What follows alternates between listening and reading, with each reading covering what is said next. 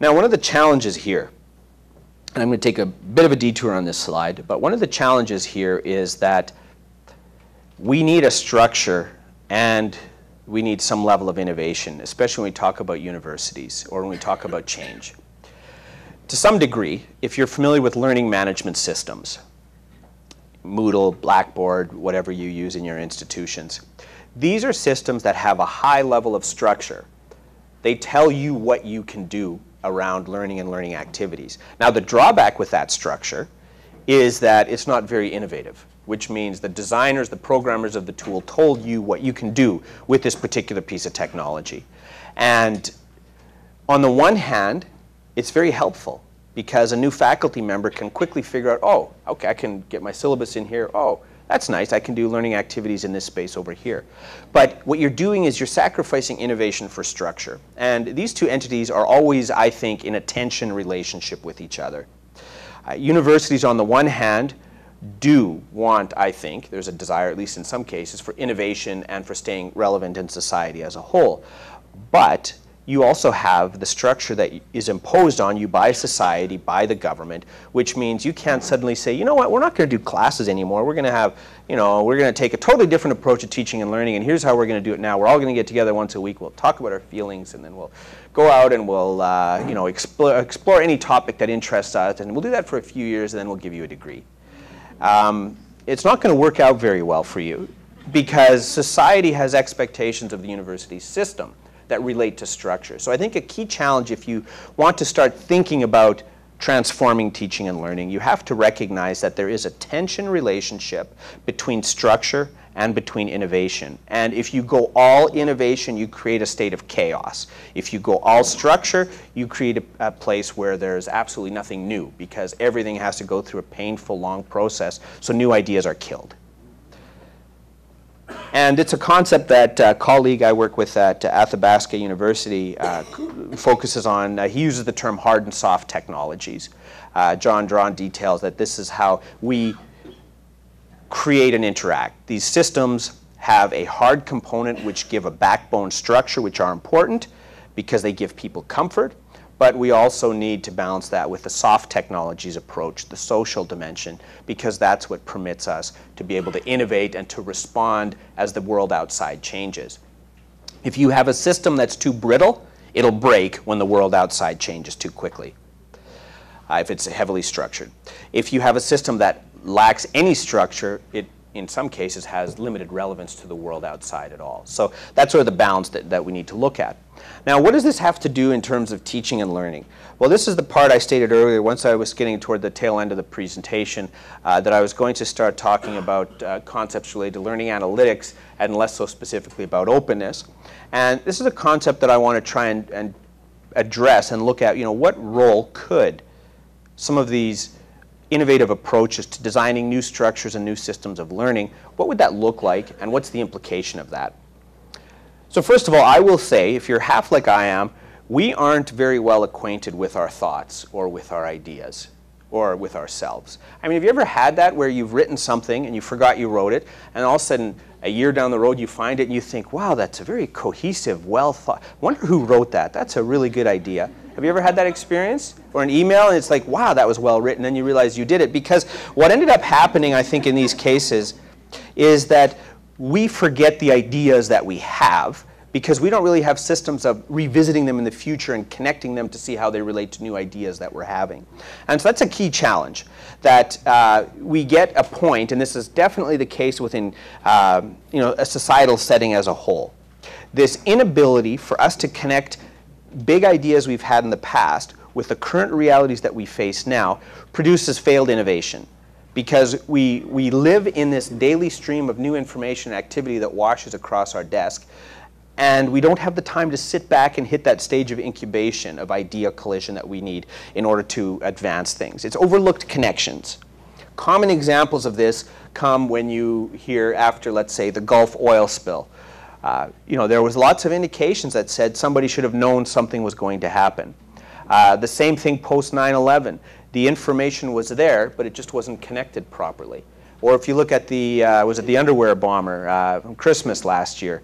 The same situation. In retrospect, The government, the agencies, the intelligence agencies had collected all of the information they needed to understand what potentially could happen. The problem is they hadn't connected it. They hadn't meaningfully connected it. So the same thing happens, I think, personally, where we have these different ideas and different elements that if we could just take the time to bring them together cohesively, we would benefit enormously in terms of creativity. Because our state of connectedness that we have between ideas and concepts really produces our levels of understanding. How we bring ideas together in relationship to other ideas influences our knowledge. And it also determines what we can do possibly in the future. The concept of the adjacent possible, which we'll chat about a little bit later. So the sixth concept is that data trails reveal ourselves. They reveal our intentions. The trails that we leave online say more about us than we want it to in some cases. Simple illustration, if you're on Facebook and let's say you decide not to share a lot about yourself on Facebook. You basically, like I do, you put up a birth date and that's about it, and a URL. You don't mention your likes, your interests, your political views, your religious views. Now, you would feel then, well, this is who, people don't need to know those aspects about myself. Facebook doesn't know those aspects about me, so I'm not going to share those. Great. The only problem is each time you connect to someone else, and there's a fact, reasonable expectation, we're going to connect with people who are similar to who we are, which means that eventually you get to a point of predictive probability where Facebook can say, well, that's neat, George, 87% of your friends have this political view. Family members don't count, right? I mean, you're going to connect to family members regardless, but there's no sense at that. But the people we choose as friends, they'll be able to determine things about us that we maybe don't intend to. We signal data. And I'll talk about that more so when we look at analytics. But we're always signaling elements, not through what we say or do, but through what we connect and who we connect to. So in the end, Facebook realistically could have a great deal of insight about ourselves that we aren't aware that they have simply by their ability to look at the statements that our friends have made about themselves, which would be an indication, or at least give us a predictive chance of being able to determine exactly what we are and who we are. With a little bit of mild probing, perhaps language analysis. If you ever looked at the privacy agreements through Facebook, has a wonderful statement that says, where we find data about you incomplete, we will find it through other sources online or blogs or things like that. So they make it fairly explicit in their plan, but it wouldn't take long if somebody says, I don't know your views, George, on topic X, because you don't say it in Facebook. They could, through a little bit of routing around, find out my perspectives on a variety of things that I just never thought existed. And that's this concept of the adjacent possible. Now, the adjacent possible is, I think, a very innovative idea that was put forward by Kaufman. And he's a biologist from University of Alberta, and University of Calgary, and he deals with complexity and complexity theory. And one of the ideas that he's put out, which I think sums this up very nicely, is that certain things aren't possible to us from where we are. Now, he looks at it from an evolutionary stance. He says, you can't move from one end to another without going through an intermediary stage. So if you want to start transforming universities, you can't transform universities from a solid standstill. You take one point of action, and that point of action changes the environment around you, which is one of the big problems with 5-year or 10-year plans, right? They assume that the world is going to be the way it is today 5 years from now, and it's not. So a model of the adjacent possible says we take one step. We try it because each action we take changes the environment around us. Then we reconsider our actions. We look at the environment. The adjacent possible has now changed. There are new options available to us that were not available to us before we acted. Then we take another step and we act again. Once again, it will cause the agents in the environment to act differently and interact differently. It will cause us to act differently. The environment will change, which means if we had planned to do that one thing, a year ago, it's not going to work today because the context has changed. Or if we did implement it, it might not be as successful because it's a different reality. So I think adjacent possible is a powerful idea about how change happens and about how we begin to employ technology in our teaching and learning process. You can't take a university that has been quite reluctant to use technology and suddenly say, guess what, tomorrow, blogs, wikis, podcasts, laptops, iPads, we're going to record all your lectures, we're going to run through social medias of heaven and hold hands, and it'll be beautiful. And you can't expect that to work, because the reason is there's no organizational capacity to absorb those levels of changes. You can only act in capacity to what's adjacent to you right now. And by adjacent, I mean your potential and your capacity. So if you put that a slightly different way, the best way to learn how to use social media, obviously, is to begin playing with it. We don't know, is Facebook the be-all and end-all? What's the next big tool, the next big technology? Keep in mind, the iPhone wasn't out just 4 years ago, basically. Facebook itself really wasn't around at its current capacity, at least even 3-4 years ago, or Twitter. So to prepare ourselves to participate in ongoing iterations of social media, what we need to do is begin to play in this space. By playing in it, by figuring out blogging, it will make us better prepared to figure out Facebook, which will make us better prepared to figure out the next technology that comes along. So I guess that's the key point of emphasis, is that if we wish to understand how to transform university, the very first step is to start thinking about it and to start taking small probing steps in those directions. It's this notion of, seed, select, and amplify. I think it was Myers that wrote a text on this topic. You plant a lot of seeds, you select the ones that are promising, and you amplify those.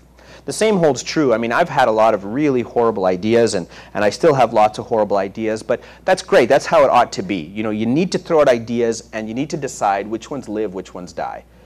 Because they do. And the ones that resonate with others, the ones that influence change within an institution, are ones that you begin to nurture. But you can't get there from here without going through the middle. And so that holds true for systemic change, and it holds true for using technology in your classroom. So analytics, as was already stated, they offer a revelation of some of the serendipitous connections that exist between ideas you might not have been aware of in the past. So using analytics, I think, is an adjacent possible entity in education. 5 years ago, we really couldn't do much with analytics. I mean, we could, but we weren't ready for it, so to speak. There's a lot of tools such as, Apple's Newton, for example, that was out, 15 years ago now? It was a great idea, but society just wasn't ready for it at the time. It didn't have the infrastructure, technologically or conceptually, to be able to use it well. So I want to talk now about something that some of you may find interesting and others may find discomforting. This concept of living the connected life. And it's somewhat theoretical at stages, but I think it's eminently practical for application in teaching and learning. It's basically about blending the physical world with the digital world, already seeing it through tools like Foursquare, augmented reality browsers, or data overlays, digital graffiti that we can tap onto physical buildings. It's where we have serendipitous connections provided to us by our social and technological systems. It knows what I wrote in an email 3 months ago. It provides me a reference to it. It knows that someone in my social circle has a particular interest that I'm just starting to search about, and it'll make that recommendation to me. There's a few examples of this already, but I want to look at an illustration. This is a concept I threw out about 2 years ago. And my question was, what would it look like if we really started making sense and really started using technology effectively for coming to know who we are? And I suggest, what if we had a series of resources available that would do this for us? So on the center, you have your profile, much like in Facebook. You create who you are, you declare your interest, assuming you want to.